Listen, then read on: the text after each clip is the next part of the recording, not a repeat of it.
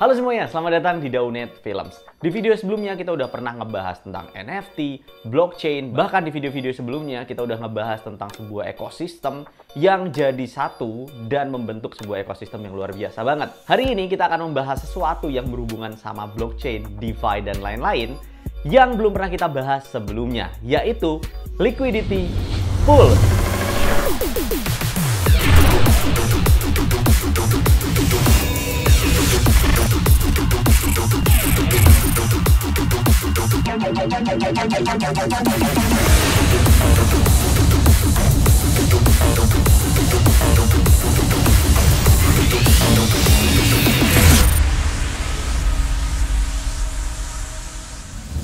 Nah, sebelum mulai videonya, gue pengen kasih tahu dulu nih, video ini dipersembahkan oleh Wave Exchange. Wave Exchange ini adalah salah satu exchange cryptocurrency yang cukup terkenal. Sebelum video ini aja, gue udah pakai untuk transaksi dari Wave Exchange ini ke lokal, kayak ke Indodax misalnya. Dan Wave Exchange ini udah beroperasi sejak 2017. Dan ini foundernya ada 60 profesional di bidang cryptocurrency dan juga di bidang finance. So, secara kredibilitas, Wave Exchange ini udah luar biasa besar banget. Sekarang kita akan membahas apa sih itu liquidity pool. Banyak di antara kita udah pernah dengar istilah order book. Mostly, exchange-exchange yang ada dimanapun itu menggunakan sistem yang pakai namanya order book. Nah, order book itu mencatat ada penjual dengan harga tertentu, lalu ada pembeli yang ingin membeli di harga tertentu. Jadi sistemnya kayak antri, kapan ready-nya maka akan dibeli. Nah, gue akan kasih contoh. Misalnya, dalam case graphic card ya, GPU. Ada orang yang menjual 3070 dengan harga A. Lalu ada pembeli yang pengen beli 3070 juga dengan harga A. Nah, ketika harganya cocok, maka akan ada transaksi jual beli di situ. Ini berlaku juga untuk kuantitasnya. Berapa yang lagi mau diperjualbelikan? Misalnya 30 graphic card, oh satunya mau beli 5 graphic card, maka stoknya ada. Nah, saat mau ada pembeli dengan jumlah yang lebih tinggi daripada stok yang tersedia, maka si pembeli akan menunggu. So, sistem itu disebut dengan order book. Jadi ada penjual menjual dengan harga tertentu dengan jumlah tertentu, lalu ada pembeli yang membeli dengan jumlah tertentu dengan harga tertentu. Jadi liquidity pools ini akan membantu proses transaksi jual beli dengan ketersediaan yang udah ditaruh sama orang-orang. Nah, platform akan membuka peluang untuk orang investasi di liquidity pools ini. Investor di liquidity pools itu disebut dengan liquidity provider karena kita nyiapin duit buat transaksinya berlangsung. Terus gimana orang-orang ini dapat duit dari liquidity pools? Jadi orang yang invest di situ akan mendapatkan percentage dari transaksi yang ada di situ. Makanya kalau kita lagi swap token itu sering ada transaction fee-nya kan? Nah, fee-nya itu masuk ke investor di liquidity pools. Yang harus kita tahu sebagai investor di liquidity pools itu kita harus staking atau deposito dalam waktu tertentu. Jadi nggak bisa sewaktu-waktu kita tarik duitnya karena duitnya itu dikunci untuk digunakan sebagai instrumen investasi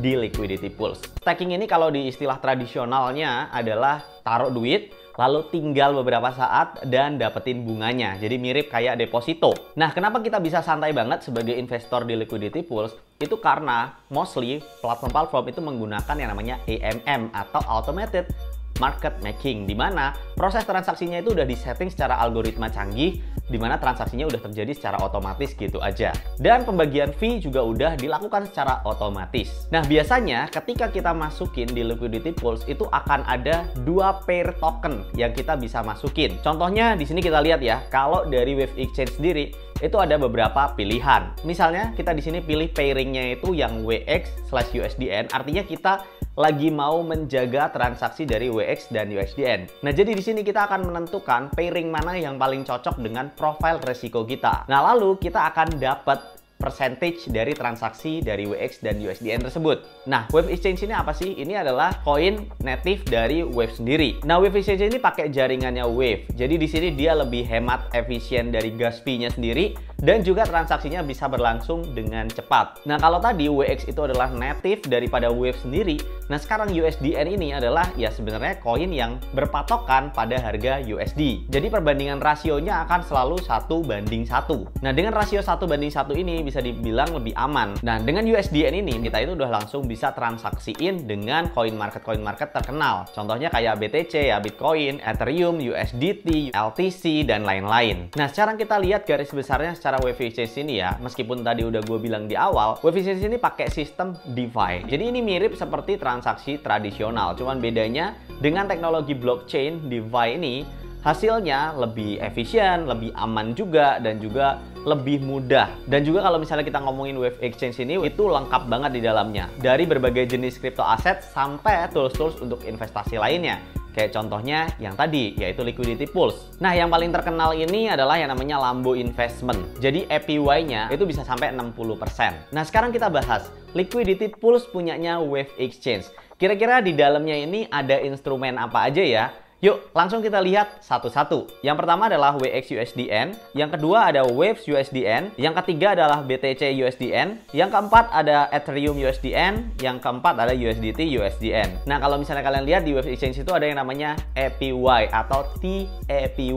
APY kepanjangannya adalah Annual Percentage Yield. Jadi, itu adalah range percentage per tahunnya. Lalu ada APY. Nah, itu adalah minimum percentage dari annual yield-nya atau hasil per tahunnya. Nanti ada yang namanya VAPY atau variable, di mana itu adalah range-nya. Kalian bisa lihat range-nya dari sekian persen sampai sekian persen. Nah, di sini biasanya untuk TAPY-nya itu menyentuh 6%-an. Kalau misalnya menggunakan VAPY, biasanya itu variable dari 5% bisa sampai 50%. Nah, lalu selanjutnya kita ngebahas tentang yang namanya boosting opportunity. Nah, jadi untuk meningkatkan opportunity-nya, kita perlu ngunci token WX kita ini di certain period ya. Jadi istilahnya ini kita staking untuk token WX sendiri. Nah, dengan menggunakan WX token ini sebenarnya kalian bisa meningkatkan opportunity di WX Exchange ini sendiri.